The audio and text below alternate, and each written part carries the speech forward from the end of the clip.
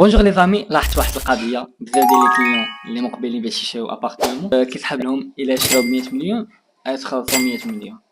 وهي لا، غادي نقول لكم اليوم لي فخي اللي تابعكم مور ما تشريو لابارتمون ديالكم اللي نقولوا حنا 100 مليون. تابعكم بعدا لي فخي تسجيل التحفيظ او لي فخي دو نوتير. اون بليس دو سا الا تعاملتوا مع شي اجونس، لي فخي د لاجونس ايموبيلي. اولا تسجيل ما بين 4% حتى 6%.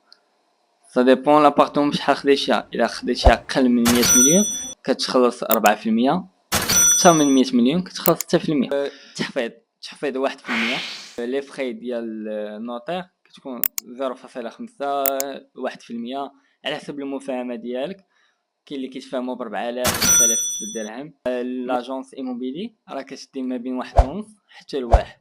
بغيت نقول لكم نوتخ اجونس ايموبيلي راه دايرين سيرفيس ديالنا غراتويت. الى تشري ابارتمون ولا شي عقار في مدينه طنجه عندكم يتواصلوا معنا، راه سيرفيس غراتويت.